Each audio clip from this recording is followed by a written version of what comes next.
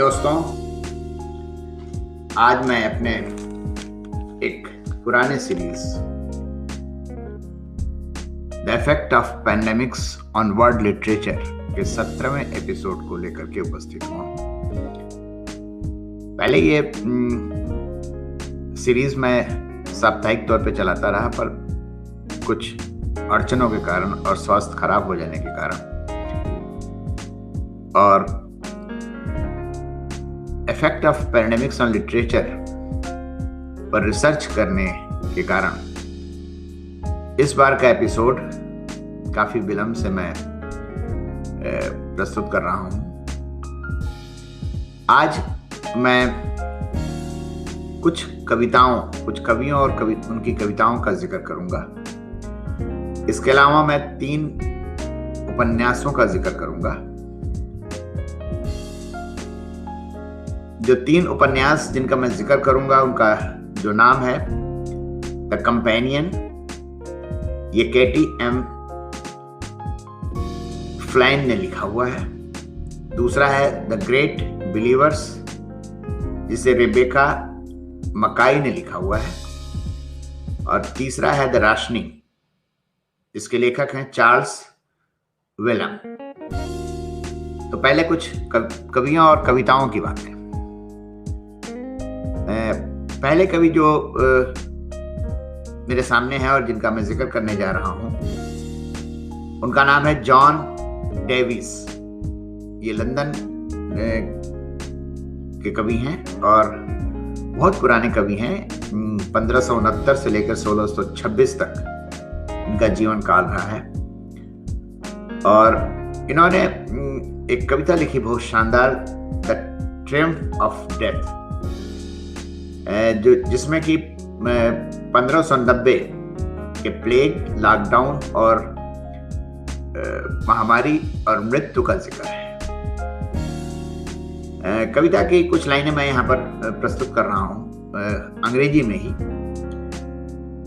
London now smokes with vapours that arise from his foul sweat. Himself he so bestious. Cast out your dead, the carcass carrier carries, which he by heaps in ground. Lazy graves inter, now like bees in summer's heat from hives, out fly the citizens, somewhere, some there, some here, some all alone and others with their wives, and children, some fly, all for fear. Here stands a Wath with general guard of partisans to stop their passages or to or fro, as if they were not men nor Christians, but friends, or monster murdering as they go. दूसरे कवि जो हैं मेरे सामने, वो है Mary letter, जो कि ये भी इंग्लिश पोएट हैं और इनका जो जीवन काल था वो 1725 से लेकर 1777 तक था। ये कवि होने के साथ साथ एसेस्ट और प्ले राइट भी थी। इनकी जो कविता है वो सोलिलॉगी 16, जिन्होंने हमें dramatic avocation of livings in a time of contagion पर कविता लिखी है।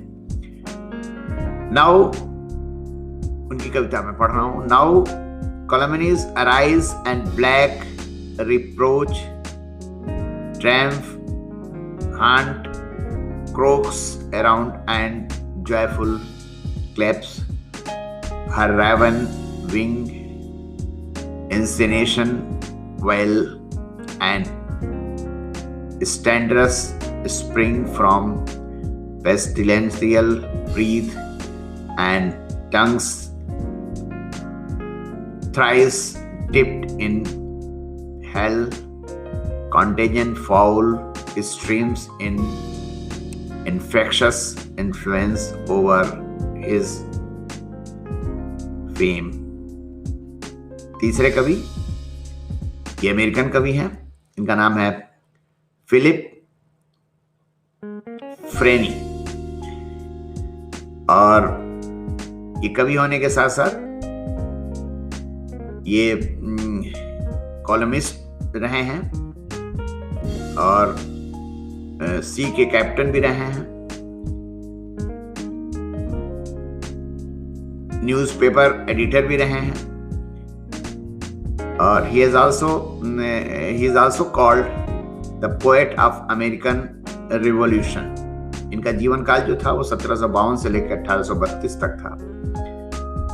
इन्होंने जो कविता लिखी 1793 में, वो येलो फीवर प्लेग के ऊपर है, जिसने कि 5000 लोगों को फिलाडेल्फिया में मार दिया था। उनकी कविता कुछ इस तरह से है: hot dry winds forever blowing, dead men to the grave, yard going, constant hearses, funeral verses, oh what plague, there is no knowing, priests retreating from their pulpits, some in hot and some in cold fits, in bad temper of they scamper, leaving us unhappy culprits.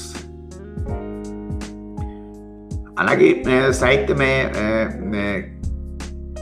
Philip Freny को एक बहुत अच्छा कवि नहीं माना जाता है, लेकिन उनकी यह कविता बहुत ही चर्चित और बहुत ही प्रसिद्ध रही है।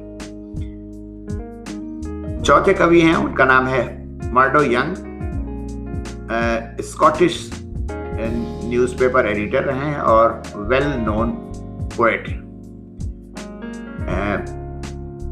इनका जीवन काल 1790 से लेकर 1870 तक था, और इन्होंने एक कविता जो इनकी बहुत पैंडेमिक पर आधारित है और उससे संबंधित है, वो है एंटोनिया।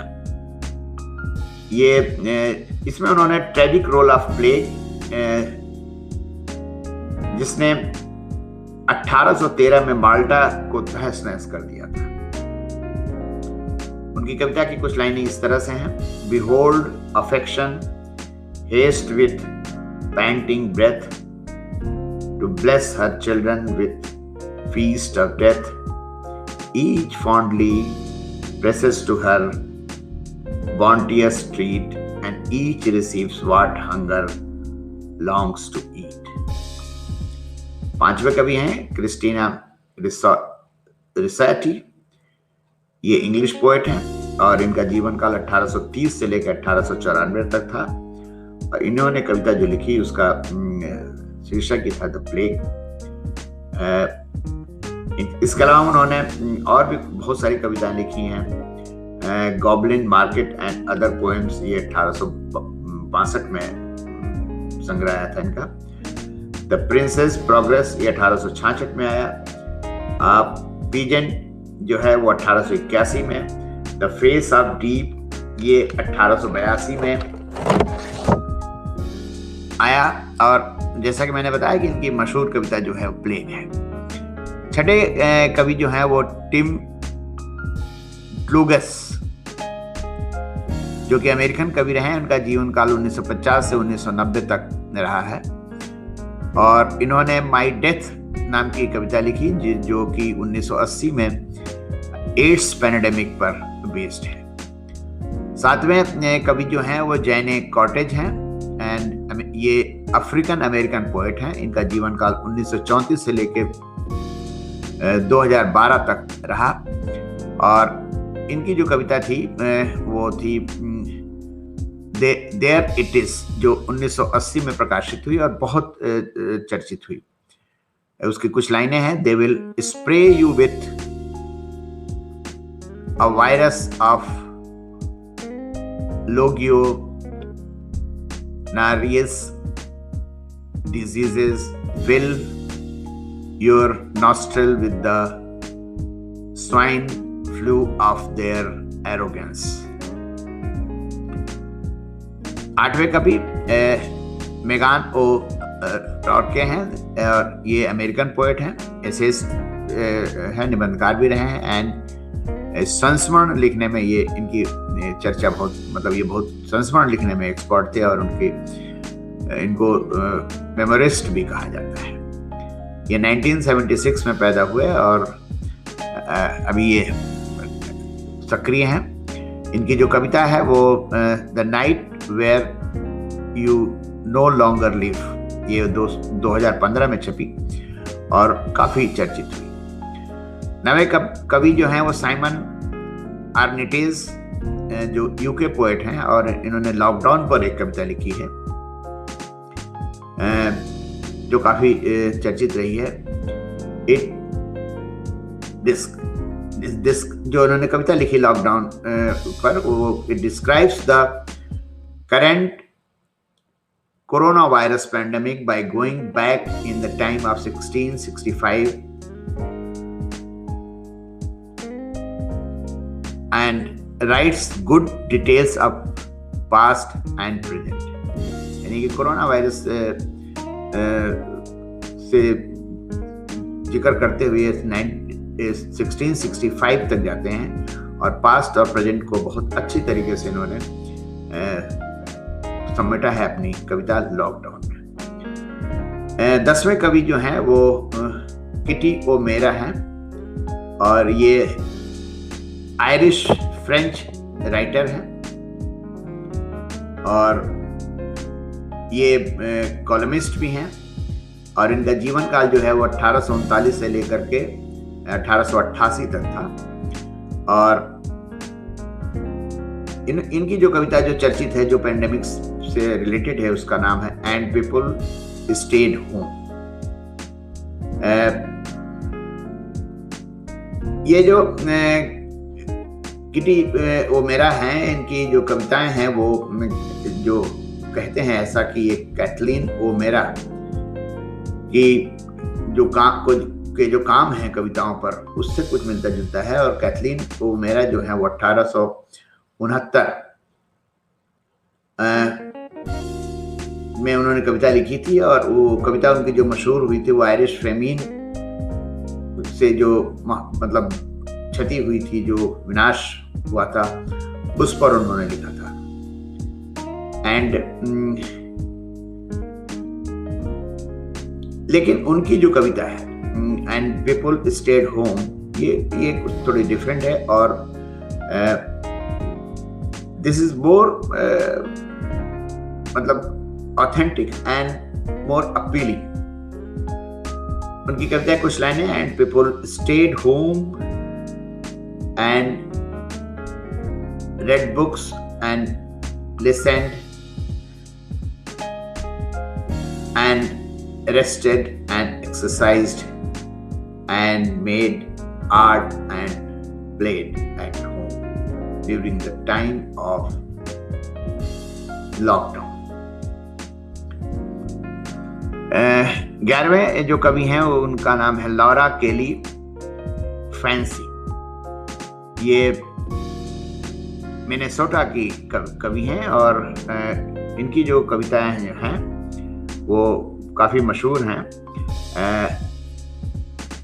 इन्होंने जो पैंडेमिक पर आधारित जो कविता है जो जिसकी चर्चा कई बार होती है, उसका नाम है When This Is Over।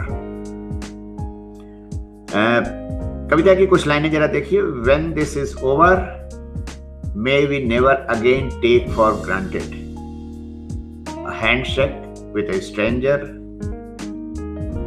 full shelves at the store, conversation with neighbors, and crowded theater, Friday night out यानी ये कभी भी जो इस पर रोक लग सकती है, कभी भी बंद हो सकता है, इसको हम टेकन फॉर ग्रांटेड नहीं ले सकते हैं। It is a fine statement about not taking what we have for granted when pandemic has passed. Pandemic खत्म होने के बाद भी दूसरे पैंडेमिक के आने की संभावना रहती है। जो 12वें कवि हैं उनका नाम है कैरोलिन कॉलिंग्रेज, और इनकी जो कविता है वो अर्ली अप्रैल 2020 में छपी है, जिसकी चर्चा हुई। उसका शीर्षक है staying in. Staying in, bringing within the hopes and winds of times gone before, hoping for ongoing, for space outside to breathe in the air, shutting on our cushions upon which we sit, waiting for what? The end is coming. What is it drumming? I know it will stop, but how I don't know.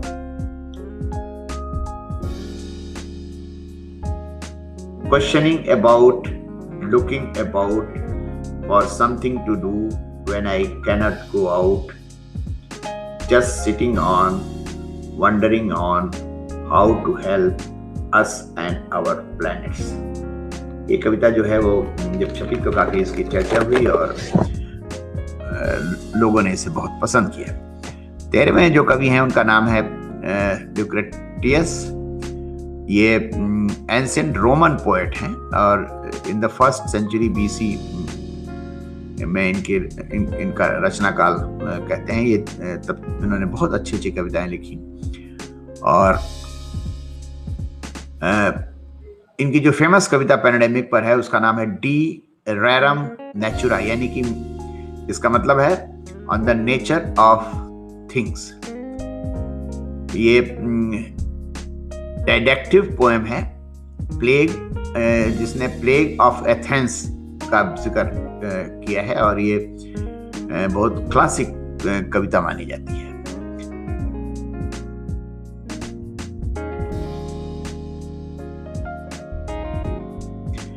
अब मैं 3 उपन्यासों का जिक्र करूंगा और जिसमें पहला उपन्यास जो है वो companions by Katie M Flynn का लिखा हुआ है, जो अक्टूबर 2020 में प्रकाशित हुआ। कैटी एम फ्लिन जो है वो अमेरिकन राइटर हैं, एडिटर हैं एंड एजुकेटर हैं। इनका जो ये उनका पहला नावल है जो कि एक साइंस फिक्शन है और जो फ्यूचरिस्टिक कैलिफोर्निया की कहानी कहता है। इसमें क्या है कि एक भयंकर वायरस जिसने भारी संख्या में लोगों को मार दिया है के मद्देनजर कैलिफोर्निया शहर क्वारंटीन में है और लॉकडाउन में है।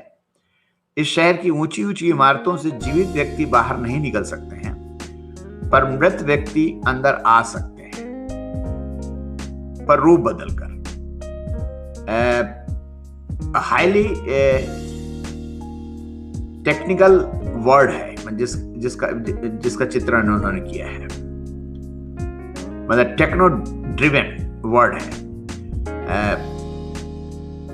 कैसे रूप बदल के आते हैं, जैसे कि किरोलिंग टिन से लेकर के कृत्रिम शरीरों के फॉर्म में। इस उपन्यास में एक मेटिस कॉर्पोरेशन है जो अपने कंपेनियनशिप के प्रोग्राम में अमीर प्रतिभागियों की चेतना को उनके मरने से पहले यंत्रों में अपलोड कर देते हैं ताकि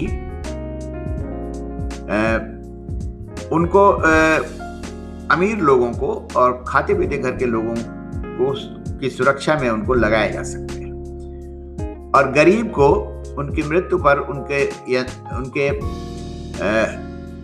ऐसे यंत्रों में अपलोड करके अजनबियों को किराए पर दे दिया जाता है, जो कि छोटे यंत्र होते हैं। लेकिन ये सभी मेंटिस कॉर्पोरेशन की बौद्धिक संपदा होती है, यानी कि वो कंट्रोल करते हैं इनको, यानी उनकी जो बौद्धिक संपदा बन जाती हैं ये जो सारे यंत्र हैं, जिससे लोगों का एक नया वर्ग बन जाता है इस तरह से, जो कि कानूनी अधिकारों या सच्ची स्वतंत्र इच्छा के बिना एक कमांड संचालित वर्ग होता है।